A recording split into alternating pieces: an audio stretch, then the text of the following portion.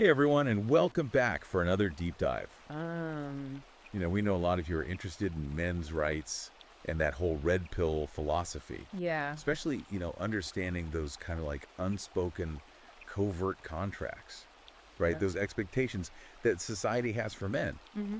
And we're also getting a lot of questions about, how feminist and Marxist ideologies Yeah. have impacted, societal institutions. They're So, definitely big topics. yeah. So we're going to dive into a book today called Title Redacted, Okay.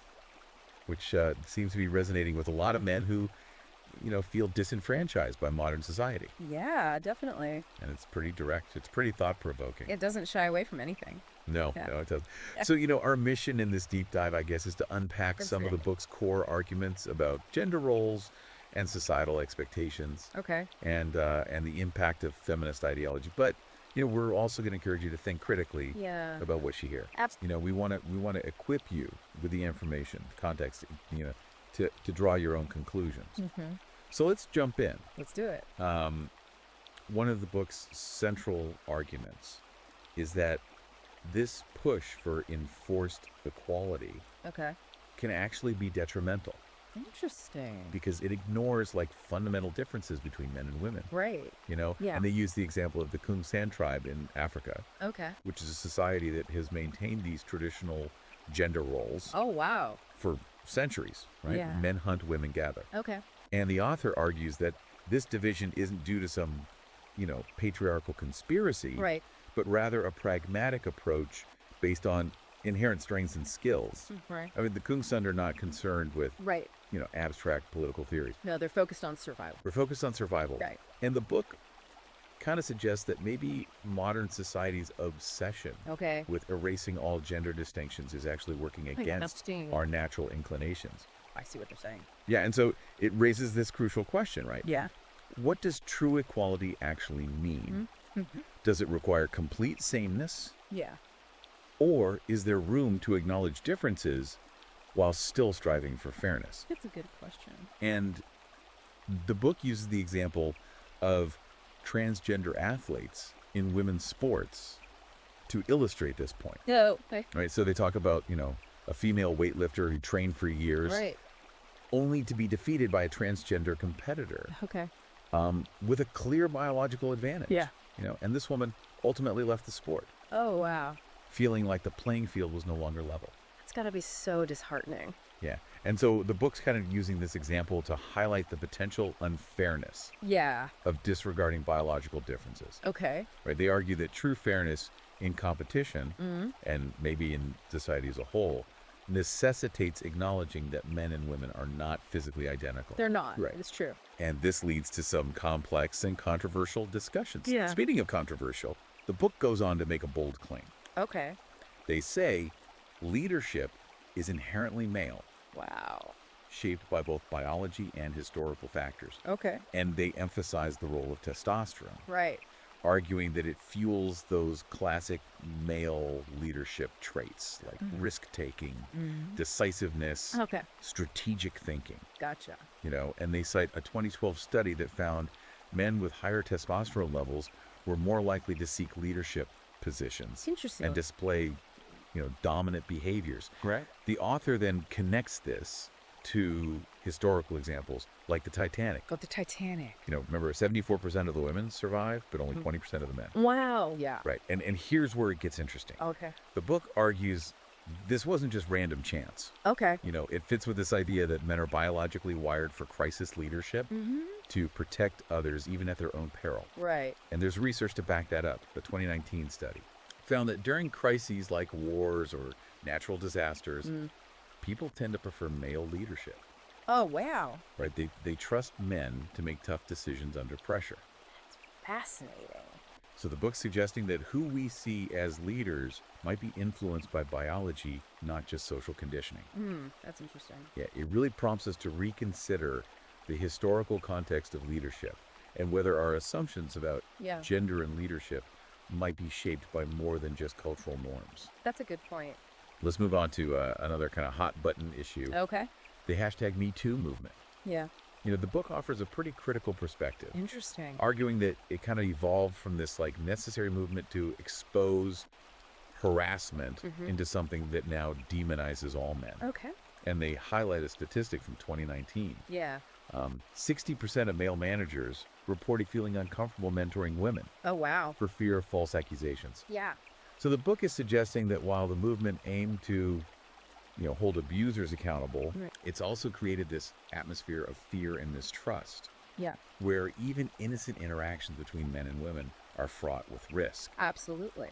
Right. And this kind of ties back into that idea of covert contracts. Yeah. The book's suggesting men are increasingly unsure of what's expected of them Yeah. when interacting with women. That's a good point. Right. It raises questions about the intended versus actual consequences of social movements. Did the pursuit of justice in one area inadvertently create injustices in another? That's a great question. It's definitely something to consider. Yeah.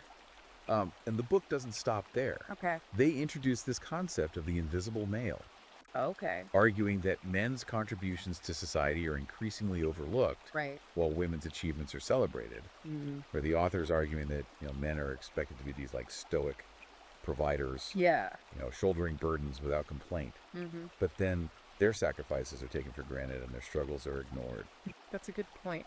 And this resonates with your interest in covert contracts, right? Well, yeah, There's definitely. this unspoken expectation that men work hard, provide for their families, and remain stoic in the face of challenges. Yeah, exactly. Right. And the book is saying that this covert contract is becoming increasingly burdensome for men, Yeah. especially as societal norms shift. Especially a societal norm shift, exactly. Yeah. And the book uses the film Fight Club to illustrate this point, Oh, Fight Club. Interesting. highlighting, the protagonist's struggle to reclaim his masculinity Yeah. in a world that seems to devalue traditional male roles. Oh, I see. They're arguing that this feeling of being invisible, Yeah. of having your contributions overlooked, is a source of deep frustration for many men. Right.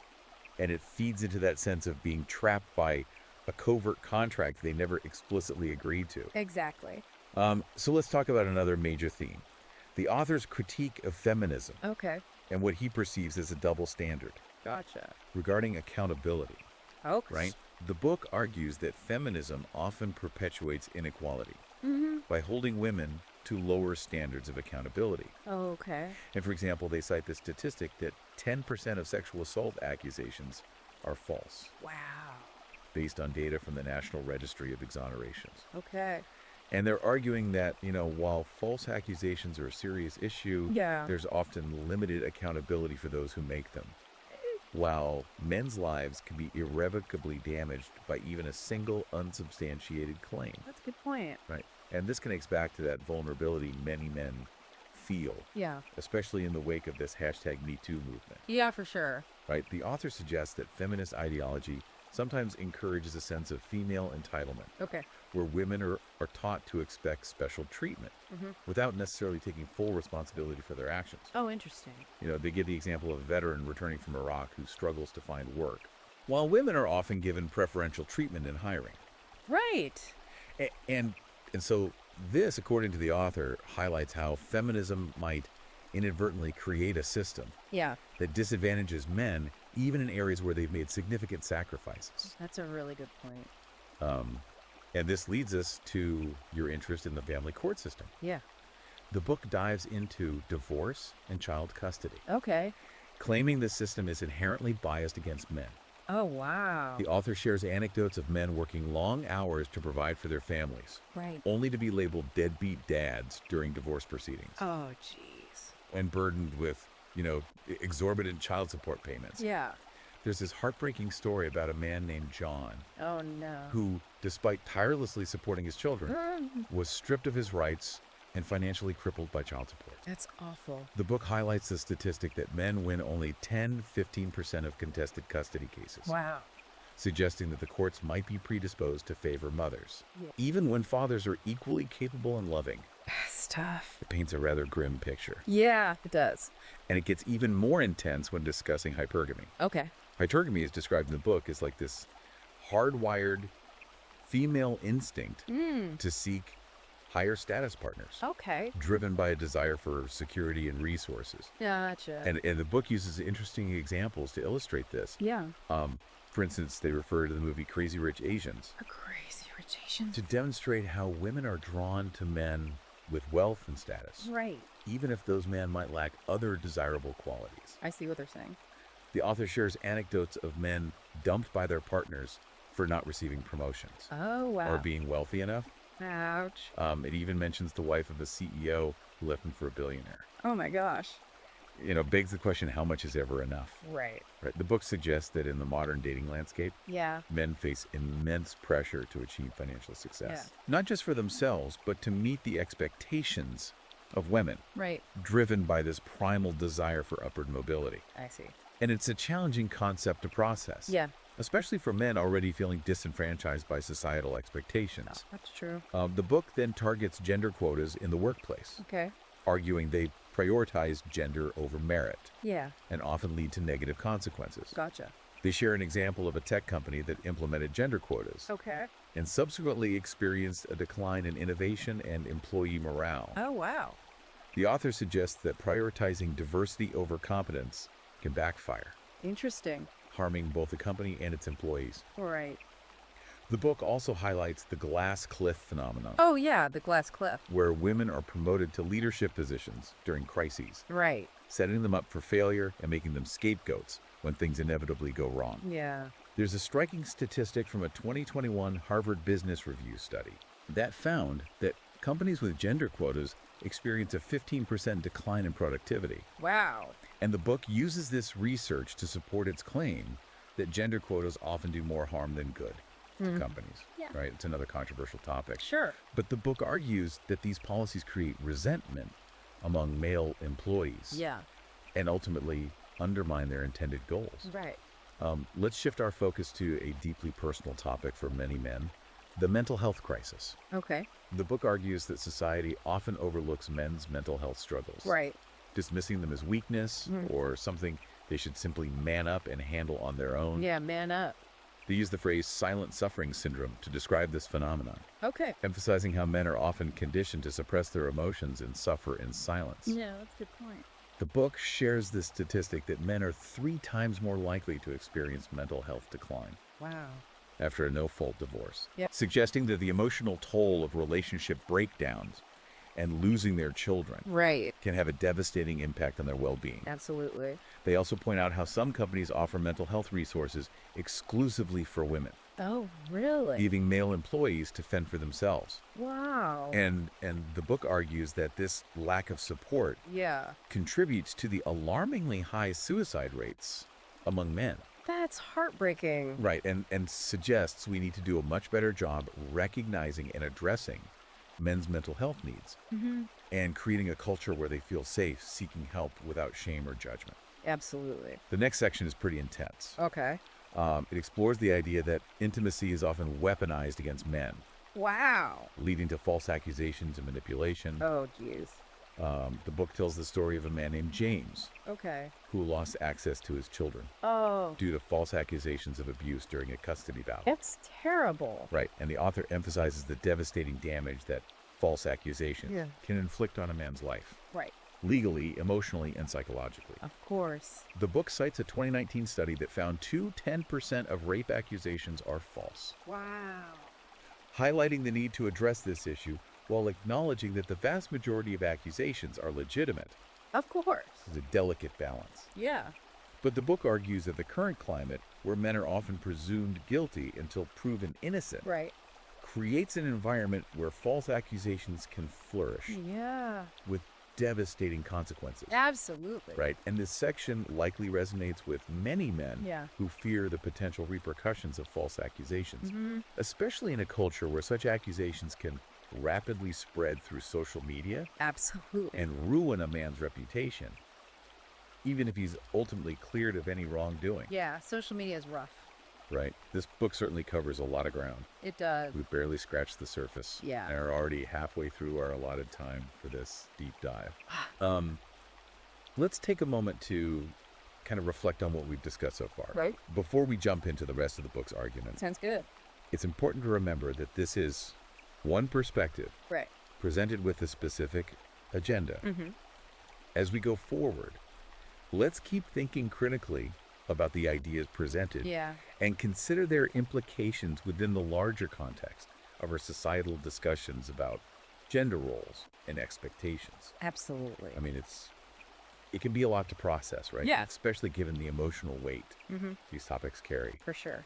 But as we always say, knowledge is power. Absolutely. Understanding the arguments laid out in Title Redacted, Yeah. even if you don't agree with everything, Right. can help you navigate these complex issues Yeah. and perhaps even shed light on your own experiences. For sure. You mentioned at the beginning you were particularly interested Yeah. in that idea of covert contracts, right? Absolutely. So there's unspoken societal expectations Mm-hmm. placed upon men. And the book really digs into how those can be both beneficial and burdensome. They can, yeah. Right. It's like a double-edged sword. They can provide a sense of purpose Yeah. and direction, Yeah. but as societal norms evolve, Right. some of those expectations can start to feel outdated, Yeah. even unfair. For sure. And the book argues that many men feel trapped by these shifting expectations, uncertain about how to navigate the new rules of the game. Absolutely. It's like walking a tightrope, Yeah. right? It is. Finding that balance is key. Mm-hmm. And I think this book, regardless of whether you agree with all its conclusions, Right. it encourages a more nuanced and open conversation Yeah. about gender roles and expectations. It does. I think the book's exploration of the mental health crisis Yeah. among men is particularly relevant. Is. That statistic about men being 3 times more likely Yeah. to experience a decline in mental health after a no-fault divorce. That's huge. That's huge. That's alarming. It really highlights the need for more open and honest conversations Right. about men's emotional well-being. As the book points out, society often dismisses men's struggles, Yeah. telling them to simply man up Man up. and suppress their emotions. Right. And that kind of dismissive attitude can be incredibly damaging, It is. right? Creating a culture where men feel comfortable seeking help Yeah. and expressing their emotions without shame or judgment is crucial. It's so important. So where do we go from here? That's the question. Title Redacted offers a lot to consider. It does. It challenges us to question our assumptions about gender equality, Yeah. the very fabric of modern society. The big questions. I think the most important takeaway is to keep the conversation going. Yeah. Right? Don't just accept what you hear at face value. Absolutely. Do your own research. Consider different perspectives. Yeah. And come to your own conclusions. All you can do. If you're interested in exploring these ideas further, Yeah. you can find Title Redacted on Amazon Kindle and Google Play Books. Awesome. It's a thought-provoking read It is. that will challenge you to think critically about the issues we've discussed today. For sure. Remember, critical thinking is key, It is. right? Engage with the material, Yeah. question the assumptions, Absolutely. and form your own informed opinions. That's the goal. Well, this has been quite the deep dive. It has. Thank you for joining us on this exploration of Title Redacted. Appreciate it. We hope you found it insightful and thought-provoking. Yeah. Until next time, keep learning, keep questioning, and keep striving for a better understanding of this complex world we live in. Couldn't have said it better myself.